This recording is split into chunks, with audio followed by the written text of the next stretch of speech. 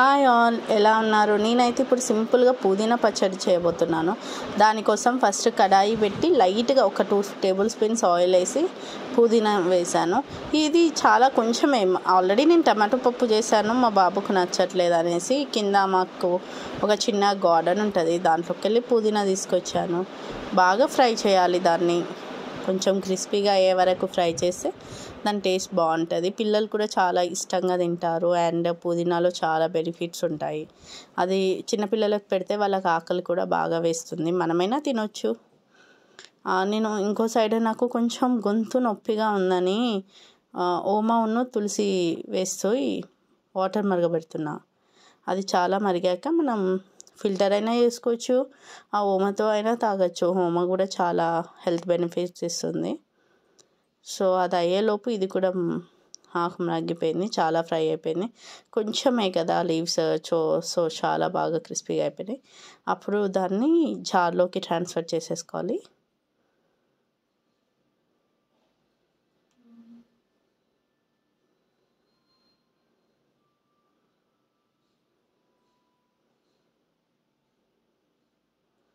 చూడండి, ఆయిల్ మిగిలిపోయింది. దాంట్లో కొన్ని ఎండుమిర్చి, కొంచెం పల్లీలు వేస్తాను. ఎండుమిర్చి కొద్దిగా ఫ్రై అవ్వాలి, ఎందుకంటే ఇది కొంచెం టైం పడుతుంది కదా పల్లీలకి ఇంకా ఎండుమిర్చికి. నేను దీంట్లో పల్లీలు చాలా తక్కువగా వేశాను. మిగిలిపోయిన ఉప్మా అండి అది, మార్నింగ్ బ్రేక్ఫాస్ట్ది. దాంట్లో కొంచెం వెల్లుల్లి, ఆల్రెడీ జీలకర్ర యాడ్ చేశాను గ్రైండర్లో. దీంట్లో వచ్చేసి చాలా గుప్పెడు పల్లీలు, కొన్ని నువ్వులు.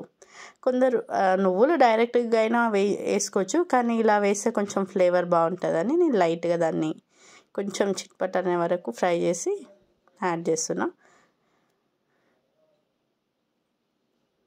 చాలా సింపుల్ అండి, ఒక 5 మినిట్స్లో అవుతుంది. ఎంత ఆకైనా చేసుకోవచ్చు. ఇది మంచిగా 1 వీక్ వరకు నిల్వ కూడా ఉంటుంది. ఎందుకంటే కొందరు అది ఆప్షనల్, మనకు టమాటో లేకపోతే నిమ్మకాయ వేసుకోవచ్చు, ఇంకా టామరిన్ కూడా వేసుకోవచ్చు. నేనైతే ప్రజెంట్ 2 యాడ్ చేశాను, కొద్దిగా.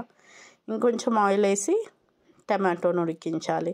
టమాటో పైన పొట్టు పోయేదానిక ఉడికించాలి, అంటే ఇలా సపరేట్ అయిపోయిందనుకో కొంచెం గుజుగుజు ఉడుకుతుంది. ఇది హైబ్రిడ్ టమాటో, అందుకే కొంచెం టైం ఎక్కువ పడుతుంది. నార్మల్గా ఇంట్లో దొరికేటి అయితే చాలా స్పీడ్గా ఫాస్ట్గా అయిపోతాయి.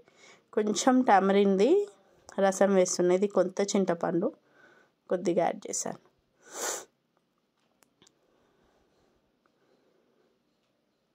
టర్మరిక్ వేసానండి, కొంచెం ఫ్లేవర్ బాగుంటుంది అండ్ హెల్త్కి మంచిదని. జీలకర్ర, కల్లుప్పు యాడ్ చేస్తాను పచ్చళ్ళు. ఇది మంచిగా మరిగిపోయింది.